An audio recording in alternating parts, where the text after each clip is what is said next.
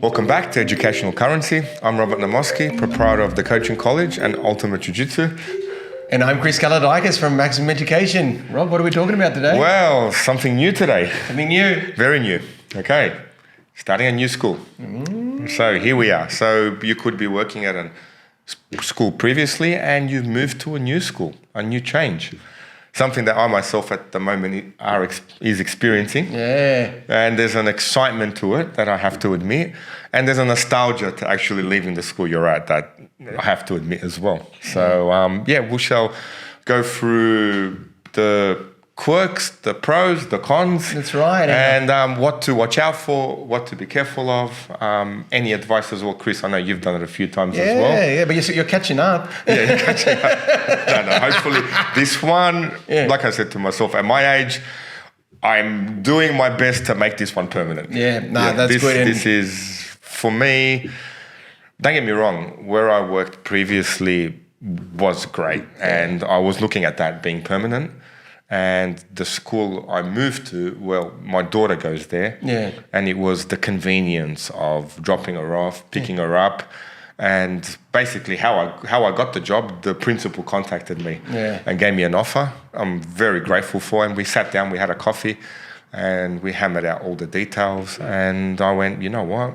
Sounded very promising to me. Yeah. And so far, I've been there, a week now? At this point? At this point in time, I've been there 1 week, and as you expect, teachers are great, and teachers in general are great. Yeah. They're always, as soon as you go into a new school, you always get that warm, welcoming, you're a teacher, they're teachers, and you can get a lot out of them, especially the ones that are a little bit older that have been there a while. And I've been fortunate enough to do that at the new school I'm at. That's it. Look, with your background, Rob, obviously, as well in your training extension too, you're a man in demand and opportunities will come up. And I guess that's where we'll start off, though. So with the point of why may we be changing schools and, what are the reasons people want to move between schools? And, there's obviously obvious reasons with just simply being disgruntled and, you want to go somewhere different. But we'll try to break that down. Yeah, this disgruntled, you got to be careful of. Yeah, of course. It's almost like, okay, get down to the reason you are disgruntled. Yeah. Like,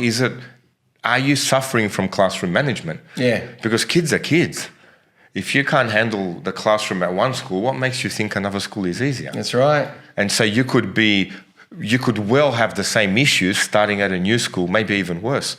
So with being disgruntled, maybe if it's a toxic place, as in there's some narcissistic people that are really grinding you down, that could be a reason. But really, how often does that really happen? Yeah, I know. That's something to be very careful of. Well, that's right. That's why I kind of threw that one out there straight away, because I think that is what most people think when changing schools. But what I've tried to focus on with some of the points is more of the positive reasons we might be changing school in why we might do that. And look, the first and most obvious one is new opportunities. You start somewhere new.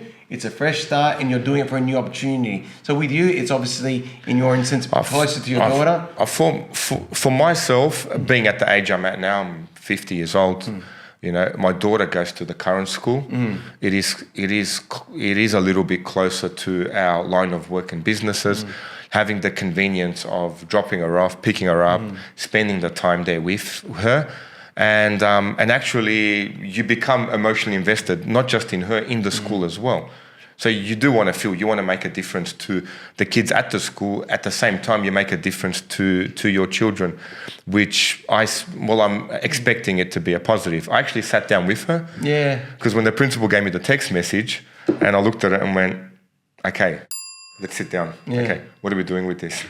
You know what this is going to involve. And she was all happy with it, as long as I don't go camp with her. So we have a no camp policy. Is the principal aware of this? Yes. Got to check these things, all right? We'll see what happens in the future. But this was my personal situation. Yeah. And it wasn't a case of me applying for the job. The opportunity presented itself. It did. And I went, you know what? It is a good opportunity. Yeah. I mean, I sent my daughter there for a reason to that school. Yeah. And it was a case of, well, you know what? I'll give it 100% and let's see how it goes. And so far, I can say yes. It's been a very warm welcome from the teachers and the students as well. And yeah, it's also a real benefit when you are in demand. So if you're teaching maths, biggest advice is get on top of your extension 1 and 2 notes. Yeah, it gives you a lot of flexibility and freedom, doesn't it? There's such a shortage now, and I always say it to the prac teachers that come in, while you're at university, understand the content that you are learning, understand what you'll be teaching. As you go through the lectures at university, we'll understand this is extension 2 maths, get your notes ready. Yeah. These topics are in extension 1 maths. This is in advanced. This is in standard maths. So when you do graduate university, your notes and everything is ready. Yeah. That's the time for university. You can coast through university and get the degree, and then all of a sudden, okay, you have to do all this extra work that you could find yourself in trouble with. So with that in mind, if you are doing a maths degree, have the course in mind that you're teaching. And as they teach you at university, get those notes ready. Yeah. And then extension to maths, you're in demand. You could get a job in a private school coming straight out. Yeah. There is such a shortage with maths teachers, especially those that can teach extension too. Yeah, and it goes the same with science in those high-end science. This is physics and chem and technology and TAS area with your engineering teachers. Absolutely. Computing teachers too. Yeah, definitely. High demand. Yeah. And it's, look, with the idea of new opportunities too, like I obviously love my current work as well, but I would leave if there was a new opportunity for growth for me and all that. But then I'll talk more to that in later points about the advantages of movement and too, like what's kind of in your mind whether you go or where you stay too. The second point I had here is actually something you've already highlighted as well. Yeah. And it's about your home and being closer to home. That's right. Both we're people with families, and the ability to help out with our families can make a life along easier. And like even if I look at my previous school to my current school too, my previous school, it was a fantastic school there too. Many great mentors, many great staff there, but it was in Fairfield. Yeah, Fairfield. Much farther for me to get to. And my current school now is a 5-minute drive from home.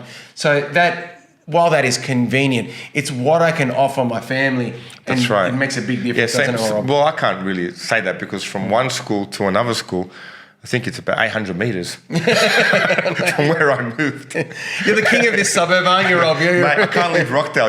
My wife calls it my Bermuda Triangle from where I live to the school I teach at to where my businesses are. When they said, they gave us that 5-kilometre lockdown. Yeah. I hadn't left 5 kilometres in 5 years. It wasn't a problem for him at all, man. I didn't realise till I was restricted. But... yeah, that's the thing, you can, but if at one school you did well, and you performed well, and people liked you, well, that's a good indication that would be the result at another school. Yeah. Yeah, you have to be careful of leaving one school in a toxic way. Yeah.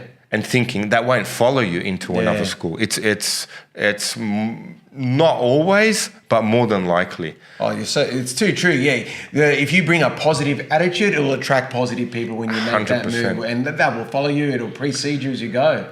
Then there's another thing. I know in the corporate world from my previous students, every 3 to 5 years they seem to change. They get headhunted, etc. So, especially working in bigger schools, in big organisations like, say, Sydney Catholic schools or the public system, you could look at that as you are a corporate professional. Yeah. You've gone to university for 5 years. At what point do you feel, okay, this is no longer mentally challenging for me? Yeah. So that could be something, moving up to the leadership positions, moving up to pastoral care the way you've done. After a certain point, are there opportunities at other schools where you can make that change? Yeah. That's another thing that you would have to consider moving schools. Oh, 100%. What are they? And growth in different ways. Because like I said with myself, I'm going in a pastoral care direction, but then also I'm very passionate about computing and digital literacy. So when those positions come up, I am very interested, provided they're nice and close to home, the way it is there. There's plenty of schools around our area. But look, I'll then bring you to the next point now. Yeah. And with this one, this is something that goes through my mind because I've been at my current school now 14 years, 9 years in the pastoral care role. But I reflect on myself as any good teacher does. Am I getting to a point where I'm getting stale with either my peers or with my students? Is that something that I should keep in mind? Should I be actively now looking for a different school? me personally, from my experience, what is in front of me, I focus on. Yeah. So literally, what is in front of me, I get it done. So all my attention is, okay, I've got students in front of me. There's a certain caring I need towards them that we do naturally have as teachers. There's a certain way I need to make my way around them and, encourage them, engage them in the classroom to get them to learn. And then what have I learned this year that's different to last year? Yeah. So that's my biggest thing. It's a learning curve. And if a few years past that, okay, you can't really answer that, then it could be a case of, well, maybe a different role would be better, you'd get more growth, maybe a different position, same position at another school. Yeah. Could be better. We had a friend of mine that came on the podcast, Nick Boszkowski. He's had quite the career, listen to him. And he himself, he went from the English coordinator to the coordinator at Sydney Catholic Schools for English. Then he did that for a few years. Then he moved into curriculum coordinator at another school. So you could see, and judging by him, knowing him as a friend, he needs that mental stimulation, that growth, to feel that sense of accomplishment that, what, I've done something, I've achieved something. And to feel fresh. That's right. And to get that freshness out of you. And then it's funny then because that's obviously chasing new opportunities too. And then that's when I know with a lot of people who do go for growth, in his case it probably isn't this, but then sometimes you do have to move further from home to get the new opportunity if it is some sort of, some people. Well, there's that balance of family and career. Yeah. So then you kind of balance it out. Maybe when your kids are a little bit older, you can. Yeah. It's one of those things that it's different for everyone. It's personal. And only you can make that choice. Yeah. Only personally at home with your family, would it be a better choice or not so? So it's just something to take into stride and really carefully think about. And then, like I said, back in my situation, you could say I was poached. Is that the word they use these days? Poached, okay. You get tapped on the shoulder. Yeah. And they know your skills. You got poached, mate. Yeah, so I heard that word before. What do you mean poached? Did someone just grab me? That's it, Yeah, I didn't have no choice. They set up the bait with that nice breakfast and coffee, mate. Well, actually, I do miss my old school's coffee. That's it. That's one of the reasons you may move to a coffee machine. Coffee machine, please. That we have a coffee machine at the new school, but it's not a $30,000 coffee machine. But that's the things with moving from one school to another. There are advantages and then disadvantages. Yeah. You just have to. I think with myself, I make that okay. I'm here. I'm making this work. Yeah. So no matter how long you stay, you always leave that positive impact. Yeah, 100%. You have to. You have to for the school and obviously for your own mental health. Yeah. And look, it's good you said mental health just then too, okay? Because then if we are talking about people who might be feeling a bit disillusioned within the teaching world, and obviously we're all about retaining teachers and attracting good teachers, one of the reasons I'm going to put out for Reasons for Changing School is to try a different scenario or system. Because I also think in my own situation, I'm very effective at the school I'm at because I think I have a good affiliation with that school. I grew up in that area. I went to that school. I have a strong connection to that school, its values, its culture. I fit in there very well. But in saying that, like I said, my previous school, I didn't go there obviously because I went to this school, but as a student, but I still had those same traits and I worked well in that environment. To a peer that felt like they weren't feeling like they were in the right place, I would recommend either trying a different system. So try the independent system, try the Sydney Catholic school system, try the public system, move between them to see what kind of best suits type of teacher you are. And then we've spoken about it before too. Try all boys, try all girls, try co-education, try the K-12 schools, because they all offer different opportunities and different environments and even different socioeconomic areas too, because that might be where you might have a particular skill set that can support those environments, maybe because you know those environments well from your own past and your own history too. So that's another reason you may move school, because just seeking that where do you best fit in. Absolutely. It's not just do you fit into the culture of the school, And that's the thing. Yeah. That's the thing. Sometimes you may not fit into the culture of the school. Whereas, and when the fit happens, you do enjoy going. Yeah. So you just gotta be careful. But then we need to go back and be careful of, okay, are you burnt out from classroom management? Yeah. Now, classroom management, from what I've spoken to teachers at both schools, seems to be the biggest burnout. Yeah.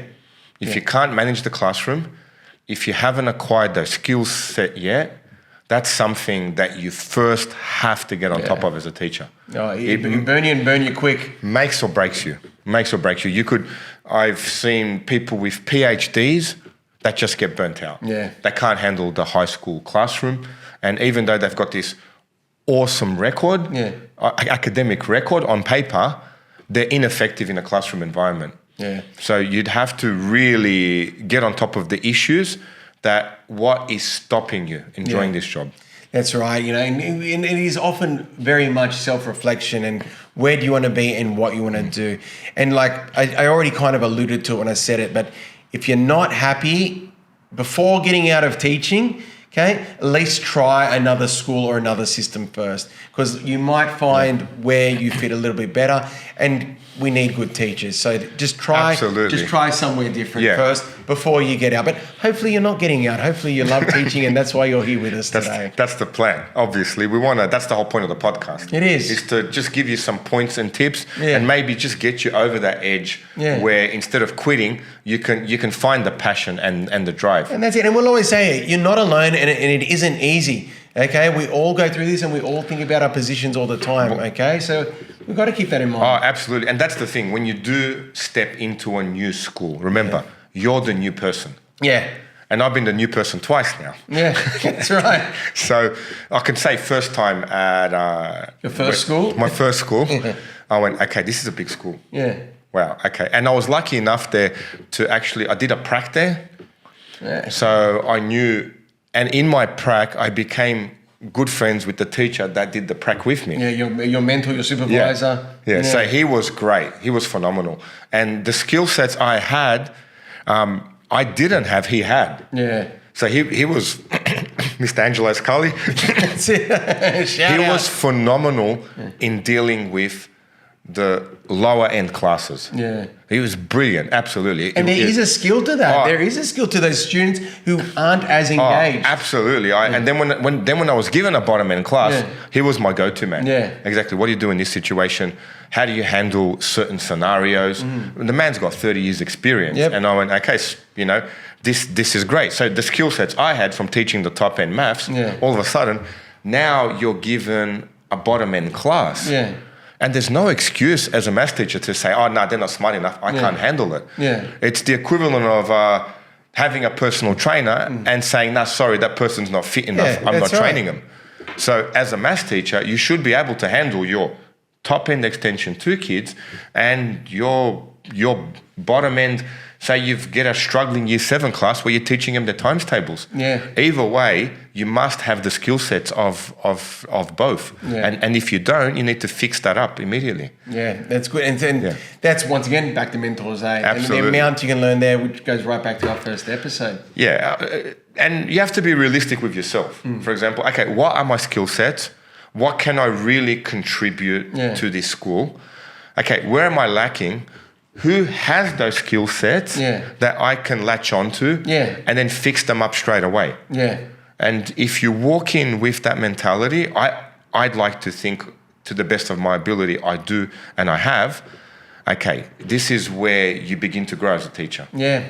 Well, look, that's a great point now to bring us over to our next section on now the advantages of changing schools, because every time you go into a new school environment, there is a new group of teachers there and a new group of mentors there. So you came into your first school, you found a great mentor and he taught you something. Right. Yeah. Now you've actually moved to your next school, and I think already you found another mentor who's great in a different way. Yeah, I went from one end, I found a mentor to help me with the struggling kids, and to this end now, I actually found a mentor that was way more experienced than me in teaching in the classroom. We've actually got him on the podcast. Thank you. Coming up. We won't tell you when, but I'm very excited about this one where I go, okay, wait a second. He's in his mid-60s.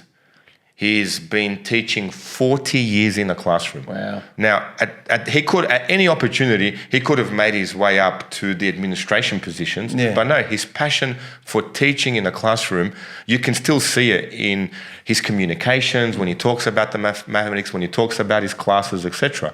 So on the other end, I went, even though something I think I'm quite good at, you go, okay, wow. There's someone else that can actually push what I'm good at to another level. Yeah. So I'm very excited to work with him. I know that's and there's a rejuvenation to that, isn't there? Absolutely. You know, that challenge, that growth, that excitement is there. So the ability to get new mentors, and then also because you've still got your old crew from your old school too, you start to develop networks, and that gives you more flexibility throughout your career too, and people you can call to too. So you're broadening your teaching support network, I find. Oh, absolutely. And starting at my first school, man, I made a lot of mistakes. Yeah.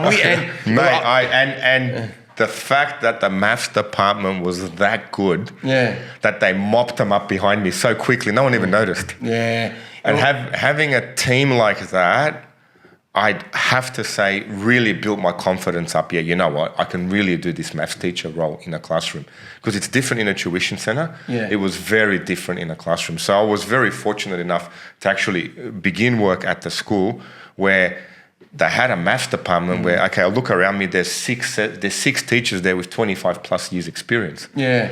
And they knew what the skill sets I bring to the school, and they let me shine with them. Yeah.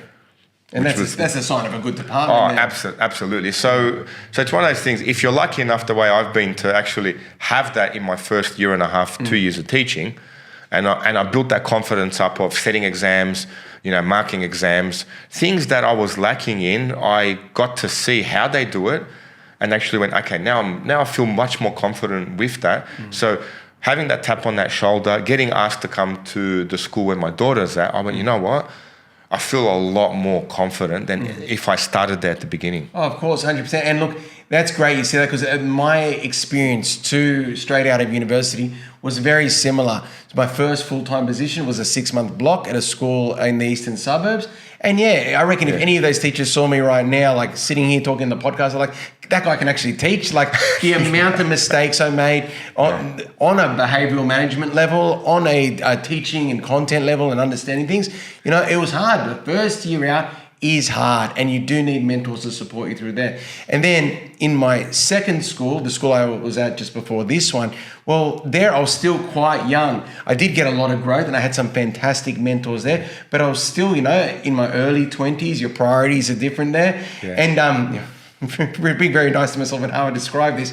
But you are growing. And then now I'm at my current school. So the next point I'll say, to actually highlight it as what the point is now, is of going to a new school, is you can redefine yourself. In my current school, I got to redefine myself as Chris Kaladakis, the professional, which I did not have at previous schools. Absolutely. Yeah. And I think this goes for not just school, any job.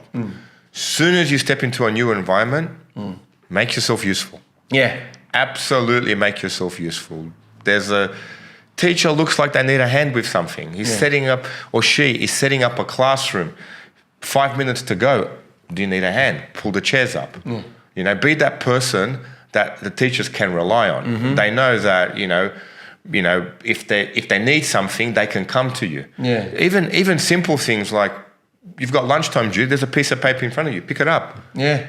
Like there's no kid around, pick up that piece of paper, put it in the bin. It's good for the kids to see that. Yeah, absolutely. And that's the thing too, you're not just redefining yourself with the staff, you're redefining yourself with the whole school community, with the parents, with the students too. You have to. There's a sense of pride in what you do. There's a sense of pride of where you're at and the school you're representing. Yeah. So even though you've come from one school into another school, well, the school you're at now, well, that's your home. Yeah.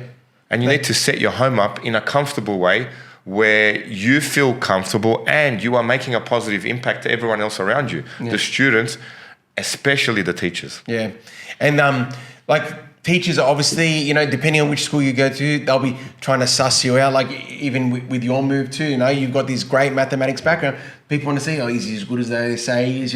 It's funny, there'll be a bit of talks amongst the teachers about, this new guy coming in and, you've got to prove yourself and show you are. But then also with the students too, an initial challenge will always be you have to redefine yourself with them. Like in my current school, like I'm in wellbeing, most of the year groups know me even before they even get me, because they've got older brothers, they've got older cousins, students across year groups talk to each other. I have that established reputation, which is fine, it's great. But there is an opportunity going to a new school where they don't know you, and you can make a fresh start in a different role and you show a different expertise. So you get to develop a new target audience with your students and how they perceive you too. So a fresh start there as well. Oh, absolutely. And the one thing I always do, well, I have, as soon as I stepped into a school, have a chat to the experienced teachers. Ask them for the pros and cons. Ask them for, okay, what am I in for? How can I make this a more positive place? What do I need to know about this school? Yeah. That's the biggest thing. Biggest thing for me, obviously being a little bit more mature, stepping in, people see that maturity. And obviously when I do ask them, they realize that I'm serious, okay, help me out here. I'm new here. Okay, what am I in for? Yeah. Simple things. For example, a kid misbehaves. What are the policies? Yeah. Run through every possible scenario in your classroom of a kid misbehaving, from simply disrupting the class, I don't know, to absolutely throwing a chair at you. Yeah. What are the policies? Who do I call? How's the procedure run? Yeah. And then you've got that confidence of, okay, I've covered most scenarios in my brain in case it escalates. I'm ready for the worst possible thing that I can think can happen. I can hopefully calm the situation down before it gets to that. Yeah. But I know I've got the support of such and such teachers, depending how they have their well-being, how it's structured, and you're ready for it. Yeah. So it was stepping into a new school. That was the first thing I wanted to know. Okay, how's the well-being structure? Who do I go to for certain situations? And how do I tackle, certain scenarios? And you can lay those scenarios out for yourself in your head, especially even if you've taught somewhere for 6 months. Yeah. And look, it's excellent because you're showing respect to the staff that are already there. And I've mentioned this in a previous podcast before. People are always going to be willing to support you when you're new, and they're going to be willing to give advice. If people realize they're giving advice and you're not listening to it, they're unlikely going to give advice again. So it's great that you've gone in already showing that respect and showing you're willing to listen. There's nothing easier than asking teachers for help. Yeah. Nothing. There is no better place where you'd walk in somewhere and ask a teacher to show you something to teach you. Yep, they just switch that teaching brain on so naturally, and they just pour it out for you, all the information you need and more. Yeah. But you have to honestly ask. Yeah, honestly ask and show the respect. Absolutely. Who's the current hierarchy, who's the coordinators, they're in their position, they're experiencing those reasons, for those reasons. So make sure you do show that respect, and hopefully they'll continue to give you guidance as you go on. And then as you earn your cred, then they'll start listening to you more as well. But you can't just think you're coming in, you're on top. They'll rub people the wrong way. Look, you're never on top. You walk into a school, listen closely the first 3 months. Yeah. Just sit there quietly, figure out who's who, figure out what the scenarios are with the leadership team and everything else, and just watch and listen. Yeah. And that's what I did a lot at the first school I worked at. I really watched the teachers. Yeah. I watched what they were doing. I watched them closely. I watched the way they interacted with each other. And then you realize, okay, this is I'm building my confidence in more and more. Yeah, it helps out so much. And look, obviously your change in school now has also been a change within different types of systems. And it's one thing I will say as well about changing schools in that idea is that when you're moving between schools, it gives you a wider scope of the industry of education, because the way one school operates and the way another school operates, even if they're the same makeup, same demographic and in the same suburb, it can still be completely different, okay? And so that gives you just another amazing sense of what our industry is all about. It makes you wiser to our industry. Oh, absolutely. I changed from a really big system into a small independent system. Yes. Now nothing is perfect. No. There are advantages on one system, there's advantages on another system, and both ways there's disadvantages. So you can't be complacent and say, oh, I had it really, really good at one way, but then, and be nostalgic with it, you know? Whereas you have to, okay, I made the change, I'm here, I'm now, and I'm making it work. Yeah. So that's the thing, just move forward. If you do change schools, soon as you're moving into that school, this is your world, this is your life now. That's it. And you make it work. And it's very important. And the thing is too, when you move between schools too, like if there is like a new assessment task that you're trying to develop, you can bring to the table potentially things you did at the previous school. And that helps too. Like, you know how another school did something that could be, you know, a hole in a current curriculum. For example, I just set an assessment task for the year 10s. And obviously, they asked me, can you set the test? No problem. I set the test. But I got the head teacher to check it. Yeah, well, that's it. Absolutely. So it's on his desk. All right, task is set. Yes, it's on your desk. Can you please add a question in or just give me feedback on it? So you can get an idea of the level that the school's at and how they're testing. Because what you might set may be different to what the school expects you to set. Yep. So it's one of those things where no matter what you're doing, you're at a new school, ask someone for advice to help you with it. Yeah. And they'll give you that feedback straight away. That actually brings back memories for me too. Like when I did go to my second school, like I said, I was only second year out, and obviously I had a stint in that first 6-month period. But yeah, the quality of assessments I was making, I believe, were pretty low. And then because I found such good mentors at the next school, they started showing me, well, this is how you put together a good assessment task. Here's your rubrics. And they specifically said, Chris, you're going to be in charge of these tasks for year 7. And they gave me an opportunity to shine. And I do believe now I create really high quality assessment tasks. But yeah, I had to do the move. I had to learn how the new school operated. And then that's something I brought to my current school as well. And now, obviously, through networking, through professional association, that's become a skill that I'm very, very known for in the computing world. But you go through multiple mentors and multiple schools to learn these mentors. Absolutely, 100%. And like we said, the most important thing is get into the culture of the school. Yeah. You have to get into the culture of the school. And like we have, you know, meeting new staff. Yeah. Staff socialize. Yeah. They call you out to a social event. Yeah. And this was new to me. Everybody not CIA usually, Rob? No, I'm locked into Rockdale within the world. I mean, no, I do socialize with my jiu-jitsu community, and you know, they're like a family to me, etc. But okay, this was new. Yeah. And I went, you know what? These are great people. Yeah. I will get to know them. And I've been grateful for it ever since. I've actually become good friends. Yeah. You know, which is a nice feeling to have, you know. Yeah. Well, look, and that's a good point. So look, if we do look at our last kind of section we're going to talk about now, it's what are the challenges of starting a new school, and then how can we get around them? And the first challenge is kind of that social part of meeting new staff. It can be very tough. It can be very daunting. But then you've just said it then how do we get to know these people? You get to, if they call you out to a social event, go. Yeah. Go, relax, and just calmly have a nice time. Yeah. You have to go. I can't see any way around it, because if you go, they get to know you. Remember, they're getting to know you. They all know each other. Yeah. You're the one stepping in. Yeah. So you're the one that needs to make that effort. Yeah. If you're socially isolating yourself, they're having an event, and you can even ask about that event. Oh, there's a school fundraising event where, you know, on a Friday night, they're doing a barbecue. Yeah. Oh, would staff like to come? Especially if if more than half of your department is going, you have to go. Yeah.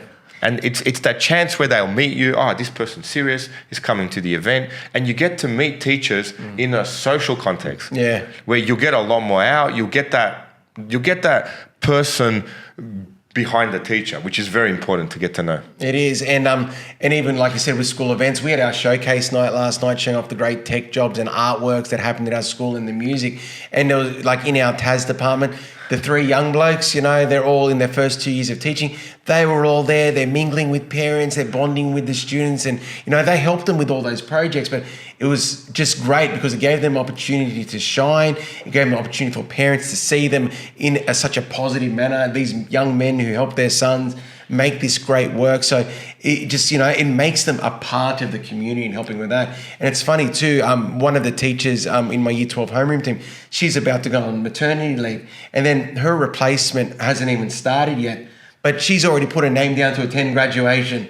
So like this person knows that they're coming into the school. She's already putting her hand up to get involved. And that is a great start. Yeah. I haven't even shook this person's hand yet. But already I'm like, yep, okay, good. That's how someone's experience. She knows at graduation, she'll get to see the teachers winding down. And just see how the school operates as well, how we do graduation, what do we do, what songs do we sing, what are our trends, all of that.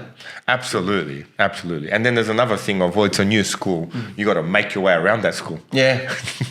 Well, look, that can be tough. And look, our school is actually going through a whole renumbering too. So it's going to be even harder than it was to actually find where specific rooms are. But that can be a real challenge when you change schools. Knowing where rooms are, you'll know pretty quick where like your homeroom and teaching rooms are. But then there are other rooms you're going to have to go to for many different reasons. Where's the tech block? Where's the art block? Best thing, you find a student that's nicely dressed and tucked in and ask them. That's it, your helper. They'll help you straight away. Yeah. As soon as you get that nicely dressed student that's tucked in, that seems to be busy walking around, you ask them for the room number, they know where it is. And it is important too, because knowing where all the rooms are helps the school feel like home too.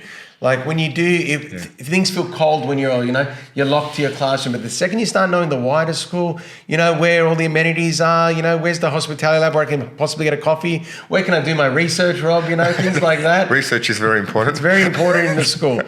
Okay, all of that, that helps it feel like home too. So finding out where all those things are, it just helps you settle in too. One of the daunting ones I brought up before as well is, how do you re-establish yourself with a new group of students? I think that can sometimes be the toughest part. You might have had a great rapport with students at a previous school. You're walking into a new classroom now. These students have no idea what to expect when you walk in. What would you do, Rob? Or what are you doing? Well, what I'm doing is, first of all, I'm here to teach. Yeah. First and foremost, I am here to teach you. Nothing else gets in the way of that. Yeah. After I teach you, I get to know you. Yeah. So that's what they're paying me for. They're paying me to teach you. And students usually, they're there to learn. Whether they may not like it, they hate the subject, whether they like the subject, they're sitting at a desk in front of you. Yeah. So my job is manage the classroom first, teach them, get your work ready. Once you've presented the work, you've taught them, then after that's done, as they're doing their questions or you've got them engaged in some sort of activity, you get to know them slowly. Yeah. And obviously there'll be disciplinary issues. They will try and test you, and you make yourself firm and you absolutely, you hold your word. Yeah. If you say you will do something, it has to be done. Yeah. It has to be done. You got to follow through. Yeah. There's no way around that.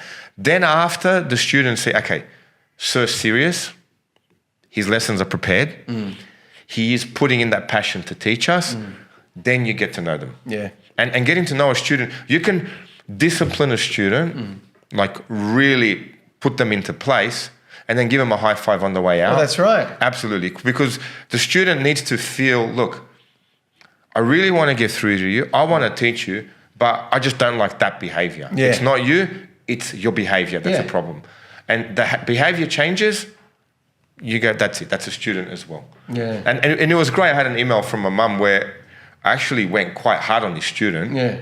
And I told him, what he was doing wrong and my expectations. And he staunched up a bit, and I really showed him what he's doing wrong and his expectations. And then at the end, I called him over and said to him, why are you doing this to me? Like, I don't understand. Like, I'm trying to help you out here, and you're really giving me a hard time. Is there any reason for this? He went quiet. He really went quiet. And I'm like, come on, man, what are we getting at here? Yeah. I didn't put you in trouble. I didn't write you in your diary. I didn't give you a demerit. I didn't give you a detention. And you're still going to staunch up? And he just felt embarrassed. Yeah. Well, because you showed him you're a human too. Yeah, and I said, so, I'm new here. Yeah. Great, okay. Yeah. Got an email from his mum. Oh, he's eating his eggs now in the morning, etc. We have a pastoral once a week. We have a pastoral lesson where you have a bunch of kids and you take them through stuff that pastoral care give us, you know. Yeah. And so far I went, okay, that was a good win. That's a good way to start. That was a good win. It was a good week. I wasn't feeling well. I was quite under the weather and sick. So in my last episode, I'm sorry. That's it, eh? Could be the Godfather tone happening. Was the Godfather tone, you know, with laryngitis, bronchitis, every itis. God knows what else the doctor had me. You did very well. You did very well there. Yeah, thank you. And it was a good win. It was a nice feeling going, okay, you know what? I got through to this kid. Yeah, and it is a win because, you did get through it and you spoke to him well. And it's funny because what you said too with the coming to school aligns with the old saying too, although you've done your move in towards the end of the year, but when you started a new school at the beginning of the year, you don't even smile until Easter. And that's the saying, you know, you're that by the book, okay? You don't show them anything. But like you said, then when you do get them the one-to-one, it is good for them to know that you're human. Still stern. Yeah. Like I said, there's a certain behavior I expect and I hate the behavior. Yeah. Not you. Yeah. Your behavior changes. Now, I want to get to know you. Yeah. Like, why did that behavior happen? Please, can we stop that? Yes, sir. No problem. But they are going to test you, aren't they? They are going to suss you out. Does this guy know the rules? As you said, does he know the rules? Does he know what should happen? Is he going to accept me doing this? What can I get away with? They're teenagers. They're going to push. Absolutely. Yeah. They're going to push. Absolutely. Well, that's our job as a teacher. Yeah. Again, goes back to classroom management. Yeah. Yeah. So it's one of those things. As a teacher, if you are stressed out, please check, is it your classroom management? Yeah. And do ask more experienced teachers for help immediately. Yeah, it is, you know, and that can also help you bond with the staff of the school too, you know. Someone may take you under their wing, they might assign you a mentor. Nothing wrong with that, you know. We all need, you know, you've already said it multiple times, and myself too, I thrive on having mentors helping me do things, you know. I stuff up all the time, I still stuff up all the time because people cover for me, okay? But that's the thing, it's about having good mentors. Have to. You find that. And you can change mentors too, and that's another whole topic we can look at, mentorship as well. So next thing is, okay, a new school, it's a new culture. Yeah, that's something you need to look at. And for me, actually stepping into this school, it's an Orthodox school. So being Orthodox as well, I kind of fit into that culture quite quickly. So it just felt natural from day one. Yeah. Where, you know, okay, you know, I've got this. Yeah. And so that made it quite easy for me. Yeah, and you've got to be realistic with that too. Like, I know that sometimes we think, I might make the jump to private or independent because they pay better, but in that context too, do you stand for what their mission and values are? And that's an important thing to know. Now, look, I work in a system where I am of a different denomination of that faith, but I still support their values. I'm very, you know, big on supporting their values. Because same as well. With a Catholic school, being Orthodox, the similarities are so much that I really didn't feel any sort of adjustment needed. Exactly. You know, the Lord's Prayer is the Lord's Prayer. It's the same God. It's the same God, you know. So that felt comfortable, obviously being my Christian faith. But and then again, stepping into another school now, being an Orthodox school, where I went, okay, it is slightly different, but still in many ways similar. Yeah. So I can't say I've really changed that much, where you'd go from, say, a private school, then moving into a public school. Yeah. Or from an independent school, and you go into a really hard socioeconomically challenged school. Yeah. So that's a really big jump. Yeah, that's it. And so you got to know what you're heading in towards. And even in just saying what we said too, one type of school I actually do steer clear of are the independent Greek Orthodox schools, because I feel like it's too incestuous. They want to know too much about me, and that's because see, if I went into that school, it'd be different, because I'm not of that ethnic background where they can get to know all that about me. But being Orthodox, it would fit in, similar to how I am now with the Coptics. Yeah, but you want to keep that, you know, your personal life and sometimes school life in the context of the students more so, and the families of the school. You do want to have a bit of separation there. So it doesn't mean just I'm this way, I should be in this school. There obviously is flexibility, and I just want to say that too. It's just where you feel comfortable, but you make sure you can support whatever the mission is of that school and the expectations of that school as well. In general, I found now, I've worked at two schools, the similarities are more than the differences. Yeah. Absolutely. I can honestly say the similarities are much closer than what I'd say would be different. Yeah. The difference would be the size of the school. One school seems to have a bottomless bank account, but then on the other hand, you have a lot of kids in the class. We won't say which one's which, okay? Whereas the new school, it's an independent school, it's a smaller school, it's more hands on deck, sort of scenario. Okay, what needs to be done in order of, you feel, okay, in order of the running of the school, okay, I'm here now. I'm not just here as a classroom teacher. I'm involved in the actual running of the school, especially with the more smaller independent schools. Whereas a bigger school, the school seems to be running. Many hands light work. Many hands light work. But then on the other hand, your classroom sizes are bigger. So there's no, you could say one system is fantastic compared to the other. There's a give and take scenario. But on the other hand, they're all teachers in there. Everyone's there for that same job. Everyone's got that same mentality.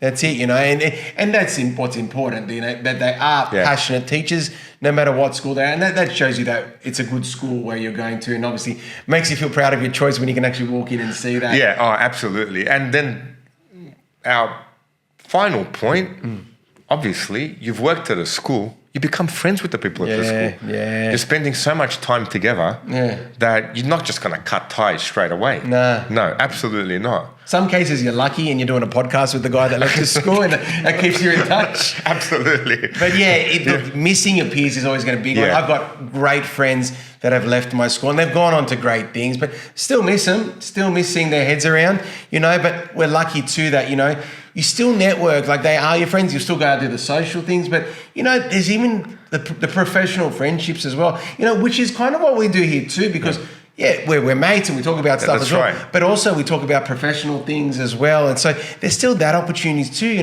how are you teaching this thing at the new school you're at? So there's still reasons to be engaged with each other. And sometimes it makes your friendship even better, distance makes the heart grow fonder. Absolutely. Like they're not my old friends, they're still my friends. I wouldn't say the school I've left, they're my old friends. No, I consider them current friends. Even to this day, probably in the school holidays, we'll end up with a catch-up somewhere, we'll grab a coffee, etc., etc. I'm waiting, call me. That's right, mate. Or I'll call you. Either way. And it's so true too, and and I've already given the history of my movement through schools, but on social media, sometimes the things that, really make you happy, obviously you make a post about something you're doing and, and obviously we're putting the podcast out through social media and all that. And it's so nice to see people who knew you earlier in your career, putting those likes up and writing those positive comments, almost acknowledging your growth, and they saw where you were and they're proud of where you are, So you still will be in touch with those peers one way or another. There's good friendships happening. You have to. It's a sign that, okay, where you were, you socialized well and you're a good person.